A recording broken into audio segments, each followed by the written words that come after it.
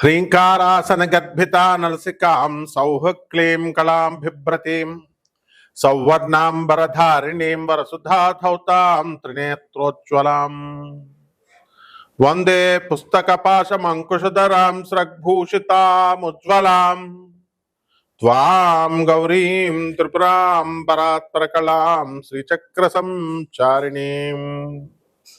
ఓం శ్రీ బెజవాడ కనకదుర్గా దేవతాభ్యో నమః. మల్లీశ్వర స్వామినే నమః. ఈరోజు మనందరం కూడా దరిద్ర దేవత అంటే భయపడతాం, కానీ ఆమె కూడా మనకి శుభాలను చేసేటటువంటి తల్లి. ఆమె మహాలక్ష్మి తల్లికి ఆమె అక్కగారు.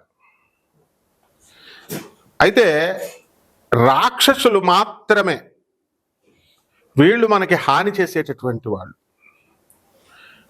అమంగళాలను మంగళాలుగా మార్చేటటువంటి తల్లి దరిద్ర దేవతకి ఆ శక్తి, ప్రత్యేక శక్తి ఉంది. ఇది రాక్షసులకు లేదు. అది తేడా. అంటే క్షుద్ర శక్తులు ఇవన్నీ అంటుంటాం కదా, క్షుద్ర దేవతలని. వాళ్ళు ఎప్పుడు కూడా మనకి హాని చేస్తారు. మనం అడిగిన పని చేస్తారు, కానీ ఆ తర్వాత దానికి మూల్యం, ఫీజు చెల్లించుకుంటారు. అది ఒక్కొక్కసారి మన ప్రాణం కూడా అవుతూ ఉంటుంది. అలాంటిది మరి ఈ యొక్క దరిద్ర దేవత మాత్రం ఏం చేస్తుందంటే మనల్ని అందరినీ కూడా రక్షించాలని చెప్పి, లక్ష్మీదేవి యొక్క అక్కగారు కాబట్టి ఆమె వీలున్నంత వరకు మనకి దూరంగా పాప ఆవిడ వెళ్ళిపోద్ది. ఎవరిని పట్టుకుంటుందో తెలుసా దరిద్ర దేవత? చాలామంది ఇలా ఇప్పుడు ఇంటర్వ్యూస్ తీసుకుంటూ ఉంటారు కదండి యాంకర్లు. జేడి లక్ష్మీనారాయణ గారు ఐపీఎస్, తర్వాత మన లోక్సత్తా జయప్రకాష్ నారాయణ గారు ఐఏఎస్ ఇంటర్వ్యూలు చూడండి. వాళ్ళు ఎప్పుడు ఇలా కాళ్ళు ఊపరు, అలాగే కాళ్ళ మీద కాళ్ళు వేసుకోరు. ఇక మామూలు వాళ్ళని చూడండి, మీరు ఎవరినైనా సరే వీళ్ళు వాళ్ళు అనలేదు. Other than these IAS officers and these IPS officers, అంటే ముఖ్యంగా మన ఫీల్డ్కి సంబంధించి జ్యోతిష్కులు, ఆధ్యాత్మిక ప్రవచనాలు ఇచ్చేటటువంటి వాళ్ళు వీళ్ళు దర్జాగా కాళ్ళ మీద కాళేసేసుకుని, దర్జాగా ఒక ప్రిన్సిపల్, ఒక సిస్టమ్ అనేది లేకుండా, ఒకడేమో మలమూత్ర విసర్జనం తినాలి, ఈ యొక్క కర్ణపిశాచి సాధన చేయాలంటే రోహిత్ నందన అనేటటువంటి వ్యక్తి చెప్తాడు. ఇంకొకడేమో అంతా హాఫ్ నాలెడ్జీ గాళ్ళు, కామాఖ్యలో బలులే బలులు. ఆ తర్వాత మళ్ళీ ఎవరినైతే వాళ్ళని తిట్టడం అనమాట. ఈ యొక్క పూజలన్నీ కూడా క్షుద్ర పూజలు, కామాఖ్యలో మాంసం ఇవ్వాలా, ఇది ఇవ్వాలా అని ఆయన చెబుతూ, ఇంకా వేణుస్వామి గారు కొద్దిగా బెటర్ అనమాట. అయితే భార్గవ దేవన అనేటటువంటి వాడు. సో ఇలా వాళ్ళు మంచి చెప్పేటటువంటి వాళ్ళందరినీ కూడా తప్పు చెప్తున్నారు అన్నట్టుగా ఈ వామాచారం, కౌలాచారం, తొక్కాచారం ఇలాంటివన్నీ చెప్తూ ఉంటారనమాట. అండ్ పరాశ్రీ స్వామీజీ పాపం వెళ్ళి దక్షిణాచారం అనేటటువంటిది ఉంటుంది కామాఖ్యలో, అది చేసుకోండి, ఇది వద్దు అని చెప్పినందుకు ఈడొక మూర్ఖుడు, వీడికేం తెలీదు అని చెప్పేసి మీ పని మీరు చూసుకోండి అని లాస్ట్కి నా పేరు కూడా చెప్పి, మనపూడి సత్యనారాయణ నీ పని నువ్వు చూసుకో అని చెప్పినట్టు మాకు రైల్వేలో పనిచేస్తున్నటువంటి రామకృష్ణ అనే వ్యక్తి చెప్పాడు. ఇంకా నేను ఆ వీడియో పరిశీలించే తోలు తీసేస్తాను, భార్గవన దేవన తోలు తీసేస్తా. You are charging 50,000 rupees for appointment, and what is the hell that you are going to solve the problem? Business చేసుకోవాలనుకుంటే బిజినెస్ చేసుకో, అంతే. అండ్ దక్షిణాచారం, వామాచారం ఇవి నీ ఇష్టం చెప్పుకో, the people are ready to hear. But if you come to my affair, తోల్ తీసేస్తాను, బీ కేర్ఫుల్. సో ఈ విధంగా దరిద్ర దేవత అనేది ఇలాంటి లక్షణాలు అనమాట. ఎలాగంటే కాళ్ళు ఊపేటటువంటి వాళ్ళు ఎవరైతే ఉన్నారో, కాళ్ళు ఊపుతూ ఉంటారు చాలా మంది పడుకొని దర్జాగా, వాళ్ళని దరిద్ర దేవత పట్టేసుకుంటుంది. అండ్ నెక్స్ట్, ఇక ఎవరైతే స్నానం చేయడానికి బద్దకిచ్చేస్తూ ఉంటారు చాలా మంది. హాస్టల్లో పిల్లలైతే బాబాయ్ పొద్దున్నే లేవాలా, చలి స్నానం చేయాలా అని చెప్పేసి చాలా మంది బద్దకిస్తారు. అమెరికాలో వాటర్ ప్రాబ్లం తక్కువగా ఉందని బద్దకిచ్చేస్తూ ఉంటారు. అవి బాబాయ్ వేడి నీళ్ళు లేవని చలి నీళ్ళు పుడుకుమని పోసుకుని పుడుకుమని వచ్చేస్తూ ఉంటారు. సో ఇది కూడా దరిద్ర దేవతకి ఒక స్థానం అయిపోతుంది. మళ్ళీ ఎవరైతే శుభ్రత లేని చోట దరిద్ర దేవత వచ్చేస్తుంది. ఇళ్ళు అవనియండి, ఒళ్ళు అవనియండి, బట్టలు అవనియండి.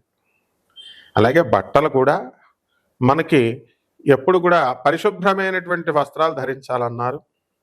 హెయిర్ కూడా చాలా ఎప్పటికప్పుడు కట్ చేసుకుని షార్ట్గా ఉంచాలి. అందుకని మిలిటరీ ఆఫీసర్స్ చూడండి, వాళ్ళంతా షార్ట్ వేసుకుంటారు.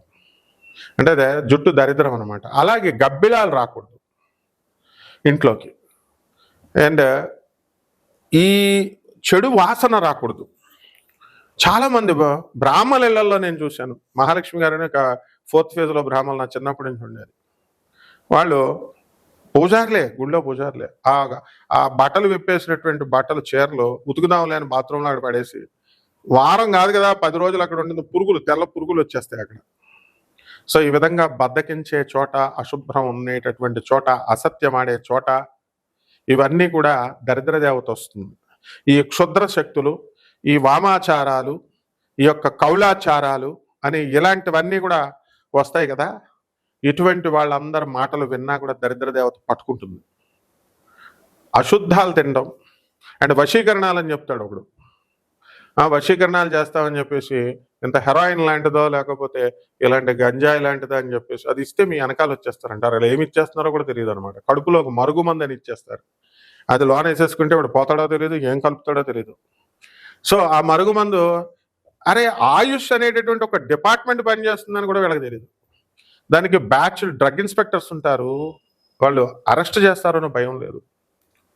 అండ్ యానిమల్ వెల్ఫేర్ డిపార్ట్మెంట్ ఇప్పుడు మెడ్రాస్ నుంచి ఢిల్లీకి వెళ్ళిపోయింది. అది అటానమస్ బాడీ, సెంట్రల్ గవర్నమెంట్ది. అటానమస్ బాడీ అనేటటువంటి ఇంగిత జ్ఞానం లేకుండా బలుల గురించి చెప్తారు వీళ్ళు.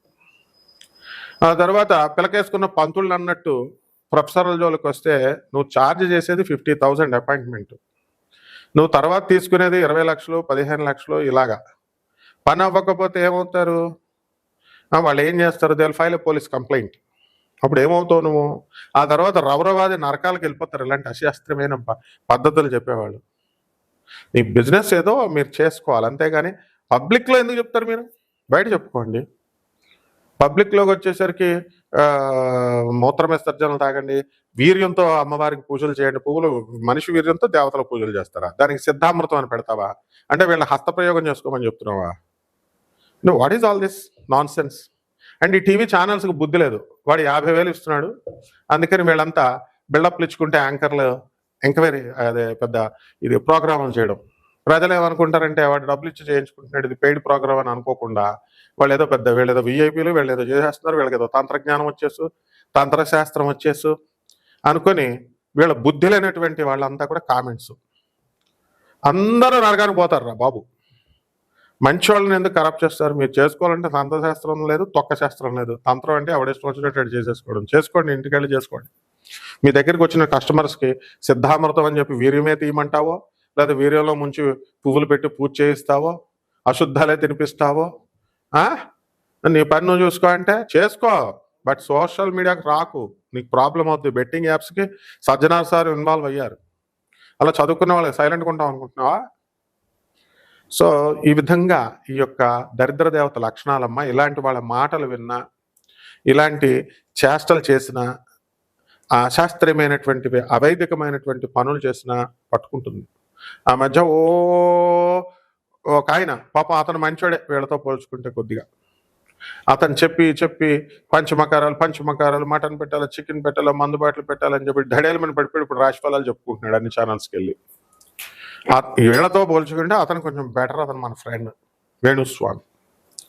కాబట్టి ఈ రకంగా కాకుండా ఇలాంటి లక్షణాలు ఉన్నటువంటి వాళ్ళందరినీ కూడా అలక్ష్మి పట్టుకుంటుంది. దరిద్ర దేవకు చిహ్నాలు ఇదనమాట.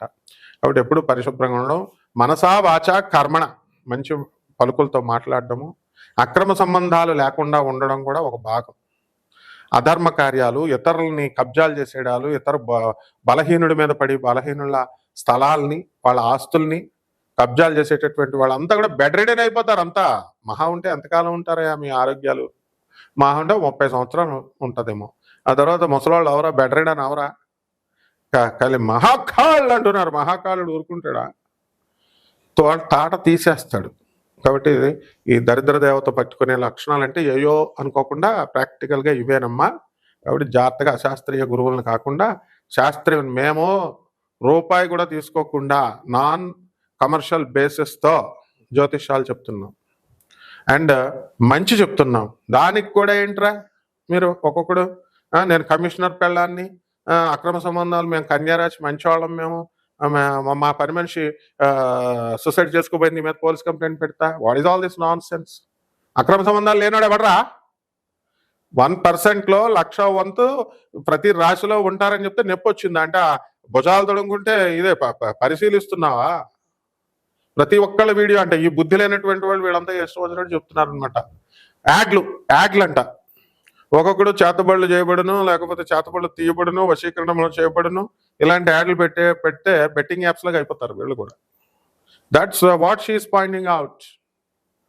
సో సలహాలు ఇచ్చేయడం ఈజీ అమ్మా. ప్రజలంతా కూడా నేర్చుకుంటారా బాబు, మంచి గురువులు చెప్పేది అంటుంటే మీరు మా గురువులకే పంగనామాలు పెడతారు మీరు. సో ఎంత కష్టం ఒక వీడియో రిలీజ్ చేయడం. నీ ఇంట్లో కూర్చొని తీసేయడం అనుకుంటున్నావా ఏంటి? ఇవంతా పెయిడ్ ప్రోగ్రామ్స్ అనుకుంటున్నావా? కెమెరామెన్లు ఉంటారు, ఎడిటర్లు ఉంటారు, యాంకర్లు ఉంటారు, లైటింగ్ ఉంటుంది, కరెంట్ ఉంటుంది, దానికి మేనేజ్మెంట్ ఆఫీస్ ఉంటుంది. ఊరికే సలహా పెట్టి ఫోన్ నెంబర్ వేసామని ఎవరిదైనా పర్సనల్ ఫోన్ నెంబర్ ఎవడన్నా వేస్తాడా? నాకు తప్ప డైరెక్ట్ నా నెంబర్ వేస్తా. మిగతా వాళ్ళు ఎవరినైనా తీసుకోండి, ప్రజలు చూడండి. ఒక్కడ కూడా మరి అంత మునగాళ్ళు, అంత ధైర్యస్తులు అయితే వెళ్ళండి ఫోన్ నెంబర్. ఎనీ టైమ్ 24/7 నేను వెంటనే ఫోన్ ఎత్తాను. అండ్ ద సేమ్ టైం పిచ్చి వేషాలు వేస్తే వెంటనే యాక్షన్స్ అంతా చాలా దారుణంగా ఉంటాయి అన్నమాట. అందరితో మాట్లాడినట్టు మాట్లాడితే ప్రభుత్వానికి కొన్ని రూల్స్ ఉంటాయి, రెగ్యులేషన్స్ ఉంటాయి, కమ్యూనిటీ గైడ్ లైన్స్ ఉంటాయి. ఇవన్నీ ఏమైనా తెలుసా అసలు? కాబట్టి ఇవన్నీ తెలుసుకోకపోయినా కూడా దరిద్రం పట్టుకుంటుంది. గురువులందరికీ ఎవరైనా సరే వాళ్ళు గురువులకే పంగనామాలు పెట్టాలని చెప్పి గురువులకు సలహాలు ఇవ్వాలి. ముఖం ఇటే పెట్టాలా, స్ట్రైట్గా ఉండాలా? మరి 10 ఛానల్స్ వేసుకోవద్దు వాళ్ళు, ఒకేపే పెట్టాలా? నువ్వు ఇస్తున్నావు డబ్బులు? కాబట్టి ఎవ్వరు కూడా సలహాలు ఇవ్వద్దు అసలు. ఏ పంతులు గారికి ఇవ్వద్దు. దక్షిణాచారంలో చెప్పేటటువంటి పంతుళ్ళంతా కూడా పాపం వాళ్ళు పద్ధతిలో చెప్తున్నారు. మహా తీసుకుంటే డబ్బులు. మా భార్గవ దేవన, మా ఇది రోహిత్ నందన, వేణుస్వామి వీళ్ళు కూడా పాపం డబ్బుల కోసమే కదా ఎవరు చేసినా సరే. తంత్రశాస్త్రంలో వినండి, మరి వాళ్ళు చెప్పింది వినండి, ఎవరొద్దన్నారు? అంతేగాని మళ్ళీ ఒకళ్ళకొకళ్ళు శాస్త్రాల్లో డిఫరెన్స్ ఉంటుంది, పర్సనల్గా ఏముండవు. కాబట్టి మీరు మరి రెచ్చిపోయి కామెంట్, అసలు మీరు ఎవర్రా బాబు? మీకు ఫ్రీగా చూడడానికి నెట్టా నెట్ ఏంట్రా? నెట్ ఈరోజు 290 రూపాయలు వేసుకుంటే ఫ్రీ నెట్. అసలు చూసి ఉండలేరా? గురగొరలు ఆడిపోద్దా? కామెంట్లు పెట్టేదాకా ఆడవాళ్ళని కూడా బెదిరిస్తారు. రఘుప్రియ మేడంకి ఒకడు విజయనగరం నుంచి చేస్తాడు. మేడం స్ట్రైట్గా ఉంటే బాగుంటుంది, స్ట్రైట్గా ఉంటే సైడ్కి కూడా చేసేస్తున్నారు, మీ పరువు పోతుంది అది ఇది అని. సో స్ట్రైట్గా కాపురం చేస్తున్నావు నాయన, నేను ఐఎమ్ క్వశ్చనింగ్ యూ. అన్ని స్ట్రైట్ ఉండవు నాయన, డిఫరెంట్ యాంగిల్స్ ఉంటాయి ప్రతి దానికి, ప్రతి పనికి కూడా. So take care, don't give suggestions to any పంతులు గారు, ఎనీ జ్యోతిష్కుడు. తంత్రశాస్త్రం అయినా కూడా, మంత్రశాస్త్రాన్ని మీకు ఇష్టమైతే వెళ్ళండి, కన్సల్టెన్సీస్ కట్టుకోండి, చేసుకోండి. ఇవన్నీ కూడా సిద్ధాంతాల పరంగా డిఫర్ అవుతాం తప్ప మేమందరం ఫ్రెండ్సే. కాబట్టి ప్రజలు మీరందరూ కూడా మనల్ని ఆదరిస్తున్నారు కాబట్టి మీరు కూడా మన కమ్యూనిటీ, మీరంతా మన ఒక ఫ్యామిలీ. అందువల్ల యూట్యూబ్ మన తండ్రి ఆయన మనువు. కాబట్టి జాగ్రత్తగా చేసుకోవాలో ఉపయోగించుకోవాలమ్మా. దరిద్ర దేవత ఈ 12 రాశుల మీద ఎలా ప్రభావం చూపిస్తుందో చూద్దాం. ఒక్కొక్క రాశికి విడిగా చెప్తా. కుంభరాశి, ఈ కుంభరాశి వారందరికీ కూడా ఏలినాట్స్ అని దట్టంగా పట్టుకుందమ్మా. దరిద్ర దేవత రెడీగా పట్టుకుంది. అందువల్ల భయపడకండి, శుభ్రంగా వృత్తి వ్యాపార ఉద్యోగ విషయాల్లో మీకు బ్రహ్మాండంగా చక్కగా ఉంది. ఈ దరిద్ర దేవత అనేటటువంటిది వదిలి మిమ్మల్ని వెళ్ళిపోతుంది. కొన్ని మంచి దాన ధర్మాలు ఇలాంటి పనులు చేయడం వల్ల కుంభరాశి వాళ్ళందరికీ కూడా మీకు ప్రమోషన్స్ రావడానికి అవకాశాలు ఉంటాయి. అలాగే వృత్తి వ్యాపార ఉద్యోగ విషయాల్లో ఎదుగుదల కనబడుతుంది. ప్రభుత్వ ఉద్యోగస్తులందరికీ కూడా టీఏలు, డిఏలు, అరియర్స్లు అన్నీ కూడా వస్తాయి. ఆ తర్వాత ప్రైవేట్ ఉద్యోగస్తులకి యాజమాన్యాలు అనేటటువంటివి గుర్తిస్తాయి. తర్వాత విద్యార్థులు, కుంభరాశి వాళ్ళకి గురుబలం లేదు. మే 30, 2025 సంవత్సరం తర్వాత గురుబలం మీకు వచ్చేస్తుంది. అప్పులన్నీ తీర్చేస్తారు. విద్యార్థులు తెగ చదువుతారు. వద్దంటే చదువు అనమాట, చదువుల దేవత పూనేస్తుంది. ఇప్పుడు జ్ఞానం పెరిగిపోతుంది. తల్లిదండ్రుల జ్ఞానం పెరిగిపోతే అప్పుడు తల్లిదండ్రులకు తిండి పెడతారు వీళ్ళు. ఈ విధంగా ఈ కుంభరాశి వారంతా కూడా విదేశాలకు వెళ్ళాలనుకునేటటువంటి వాళ్ళంతా కూడా కాస్త ఇబ్బందులు, అడ్డంకులు ఉన్నప్పటికీ కూడా విదేశాలు కొంతమందికి అవకాశాలు రావడానికి అవకాశాలు ఉంటాయి. ప్రైవేట్ ఉద్యోగస్తులు ఉన్నారు, గవర్నమెంట్ ఉద్యోగస్తులు కాకుండా అటువంటి వాళ్ళు కూడా ఫారెన్ వెళ్ళాలని ప్రయత్నించేటటువంటి వాళ్ళ కోరికలు నెరవేరడానికి అవకాశాలు ఉన్నాయి. ఆడవాళ్ళకి కాస్త మనశ్శాంతి అనేటటువంటి తక్కువగా ఉంటుంది. పాపం మగవాళ్ళకు కూడా కుంభరాశి వాళ్ళకి అరే నేను ఏదో అనుకుంటే ఏదో జరుగుతుంది అనేటటువంటి ధోరణితో ఉంటారు. నల్ల డ్రెస్ వేసుకోకండి. అలాగే కుంభరాశి వారు ఎవరైతే ఉన్నారో పెళ్ళిళ్ళు కొంచెం లేటుగా అవుతాయన్నమాట ఈ డ్రెస్సులు వేసుకోవడం వల్ల. అది నాగార్జున గారికి ఒకటికే సూట్ అవుతుంది. అది ఈజ్ ద బాస్ నాగార్జున. నలుపు కారు, నలుపు బట్టలు, నలుపు నలుపు నలుపు. శనీశ్వరుడు ఆయన అనుగ్రహించడం మనం ఎట్లా? మా మౌర్య వేసుకోవాలి మళ్ళీ వేసుకుంటే. కాబట్టి పరిహారాల దగ్గరికి వచ్చేసరికి చంద్రగుప్త మౌర్య, మౌర్య అంటే ఎవరో అనుకుంటున్నారేమో, చంద్రగుప్త మౌర్య.